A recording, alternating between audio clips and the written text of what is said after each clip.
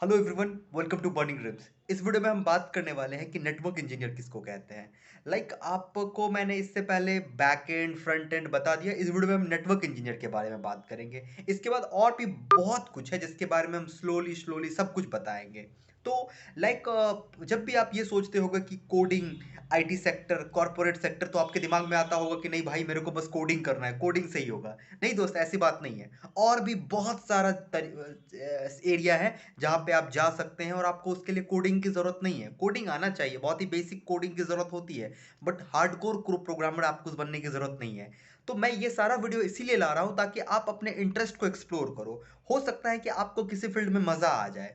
अगर आपको किसी फील्ड में मज़ा आ जाए तो उसमें अपना कैरियर बनाओ। मैं एक बात हमेशा कहता हूँ, और मैं बहुत जगह पे ये चीज़ पढ़ा हूँ कि अगर आप नॉलेज कितना भी आपके पास और स्किल नहीं है तो नॉलेज बेकार हो जाता है। ठीक है। और अगर आपके पास स्किल आ जाता है तो फिर आपको दुनिया की कोई ताकत नहीं रोक सकती है आपको अपनी ज़िंदगी बनाने के लिए। बट हम मुझे पता है कि बिहार में ऐसा प्रॉब्लम है कि लोग इसके बारे में सोच ही नहीं सकते हैं। वो सोचेगा ही नहीं। बट ठीक है, मेरा काम है बताना और आपका काम है सोचना सोचना। नेटवर्क इंजीनियर किसको कहते हैं? टीवी मूवी में देखते होगा कि एक हैकर बैठा हुआ रहता है, उसको हैक करता है। वो कौन होता है? हैकर क्या कोडर होता है? नहीं। हैकर एक नेटवर्क इंजीनियर होता है। जो हैक करते हैं, बहुत सारे हैकर जो होते हैं वो नेटवर्क इंजीनियर होते हैं। अब नेटवर्क इंजीनियर कहते किसको है? तो देखो, तुम कितना भी बड़ा सॉफ्टवेयर बना लो, कुछ भी बना लो, लेकिन उस सॉफ्टवेयर को पब्लिक तक पहुंचाने के लिए, उस सॉफ्टवेयर को दुनिया तक पहुंचाने के लिए जो रास्ते की जरूरत होती है, वो रास्ता जो बनाता है उस रास्ता को नेटवर्क इंजीनियर कहते हैं। ओके। इसको और अच्छे से समझते हैं। मैं आपको पिछले वीडियो में भी बताया हूं कि दो चीज होता है, एक होता है क्लाइंट और दूसरा होता है सर्वर। क्लाइंट होता है जो कि यूज करता है, ठीक है ना। क्लाइंट मतलब जो यूज कर रहा है, और सर्वर का मतलब जहां पे वो रखा हुआ है, जिस चीज को यूज कर रहा है। मैं एटीएम वाला एग्जांपल को फिर से लेता हूं कि मैं एटीएम मशीन पे गया और एटीएम मशीन पे मैंने जैसे ही कुछ टाइप किया कि मुझे पैसा निकालना है। ठीक है। तो पैसा निकालना है तो वो सामने में जो बाहर में दिख रहा है वो फ्रंट एंड हो गया। पैसा निकालने के लिए जो सर्वर से कम्युनिकेट करेगा, मतलब बैंक से जो कम्युनिकेट करेगा, वो बैक एंड हो गया। लेकिन बैंक के सर्वर तक कैसे जाएगा? एटीएम एटीएम से बैंक के सर्वर तक कैसे जाएगा, ये नेटवर्क इंजीनियर डिसाइड करता है। तो नेटवर्क इंजीनियर में जो होता है, हम नेटवर्किंग करते हैं। ठीक है। अब नेटवर्किंग के लिए आपको क्या क्या जानने की जरूरत है? जैसे अगर कोई कंप्यूटर साइंस का स्टूडेंट है तो उसका एक सब्जेक्ट है जिसको कंप्यूटर नेटवर्क कहते हैं, सीएन कहते हैं। अगर वो सीएन को बहुत अच्छे से पढ़ के उसको इंप्लीमेंट करना सीख ले तो वो नेटवर्क इंजीनियर बन सकता है। स्टार्टिंग में नेटवर्क इंजीनियर जॉब नहीं मिलता है लोगों को, क्योंकि नेटवर्क, अगर आप किसी भी किसी भी मतलब कि सेक्टर में अगर आप नेटवर्क इंजीनियर हो तो आपके पास एक अच्छा खासा एक्सपीरियंस होना चाहिए। अगर आप, जैसे नेटवर्क इंजीनियर करता क्या है? सबसे पहले वो नेटवर्क का डिजाइन करता है कि कैसे कैसे रास्ता क्या होगा, सबसे मिनिमम रास्ता क्या होता है। इसको करने के लिए उसको राउटिंग का कॉन्सेप्ट उनको उसको पता होना चाहिए।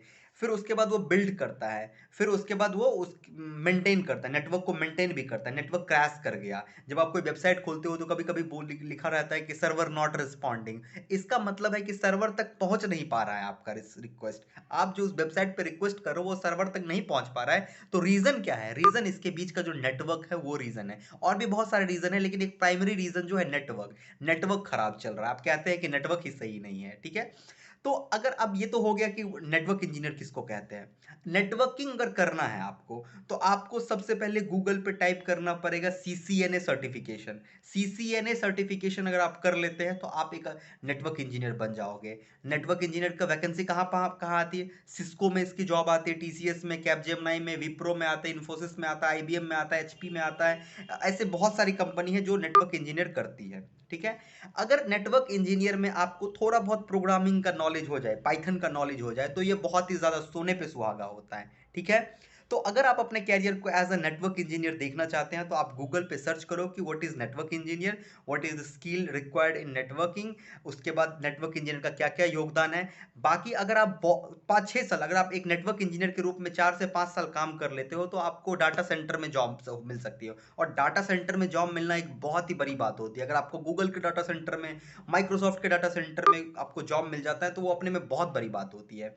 तो सिर्फ और सिर्फ कोडिंग करके गूगल में नहीं जाया जाता है, माइक्रोसॉफ्ट में सिर्फ और सिर्फ कोडर नहीं जाते हैं। बहुत सारा फील्ड है। अगर आप नेटवर्क जानते हैं तो आप नेटवर्क के थ्रू आप गूगल में जा सकते हैं। तो अगर आपको मन है नेटवर्क के बारे में समझने का तो गूगल पे टाइप करना job in Google, network engineer job in Google, आपको दिख जाएगा कि वैकेंसी आती रहती है। तो गाइस नेटवर्क इंजीनियर के बारे में इतना ही। नेटवर्क इंजीनियर जो होता है सबसे रीड होती है पूरे के पूरे इस इंडस्ट्री का। ठीक है, तो आप इसको गूगल करना। अगर आपको हैकर बनना है, आपको सिक्योरिटी समझना है, इसमें फायरवॉल होते हैं, फायरवॉल को ब्रेक करके आप किसी के भी सिक्योरिटी में जा सकते हैं, तो बहुत ही मजेदार चीज है। आप किसी के राउटर को आप हैक कर सकते हैं, किसी के सर्वर को आप ब्रेक कर सकते हैं। तो ये सारी चीजें नेटवर्क इंजीनियर में सीखने को मिलता है, बहुत ही मजेदार है। तो आप इसको जरूर एक्सप्लोर कीजिएगा। हम अगले वीडियो में और बहुत सारे फील्ड है जिसको एक्सप्लोर करेंगे। Thank you guys.